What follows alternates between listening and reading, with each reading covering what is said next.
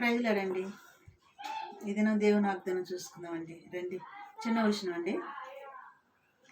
కలశితమైన నది అయి నేను కడలినైన నీలో, కలశితమైన నది అయి నేను కడలినైన నీలో, కలసిపోతిని కలువరి దారిలో కనపడదేక పాపాల రాసి, పాడెదని నాక నూతన గీతము పాడెద మనసారా, యేసయ్యా నీ నామమే కాక వేరొక నామము లేదాయే. కలుషితమైన నదిని నేను అంటున్నాడు భక్తుడు. ఈ కలుషితమైన నదిని కడలనైన నీలో నేను కలిసిపోయాను, అప్పుడు నా పాపములు రాసి కనపడలేదు అంటున్నాడు.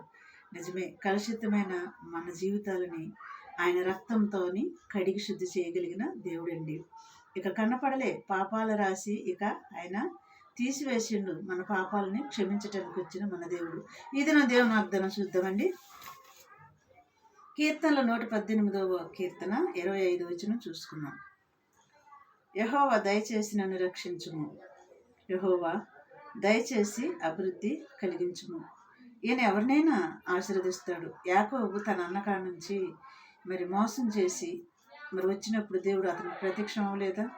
ఎటువంటి వాళ్ళకైనా దేవుడు దీవెనలు ఇస్తాడా అని ఒక ఆలోచన కలిగింది నాకు. ఇస్తాడు, ఆయన తెలుసుకుంటే.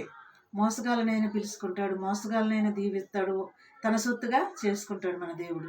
అదే చెప్తున్నాడు ఇక్కడ. యెహోవా దయచేసి నన్ను రక్షించుము, యెహోవా దయచేసి అభివృద్ధి కలిగించుము, యెహోవా పేరట వచ్చేవాడు ఆశీర్వాదం ముందునుగాక. చూసావా చక్కటి మాటలు. ఆయన ఎవరినైనా ఆశీర్వదిస్తాడు తెలుసుకుంటే. ఎటువంటి వాళ్ళనైనా, ఆ బజాట్లో నడుచుకుంటూ పోయేవాళ్ళు, ఒకవేళ దేవుణ్ణి తెలుసుకోలేని వాళ్ళైనా ఆశీర్వదించే వాళ్ళని ఆయన వద్దకు నడిపించుకోగలడు, ఆయన సొత్తుగా చేసుకోగలడండి. ఈ దినం వాగ్దానం అండి. మరి ఇటు వాగ్దానాన్ని బట్టి మనం ఏం చేద్దాం? ప్రార్థన చేద్దామా? మంచి వాళ్ళని చెడ్డ వాళ్ళని ఆయన అందరినీ ప్రేమించగలిగిన దేవుడు మన దేవుడు యేసయ్య. చిన్న ప్రార్థన అండి.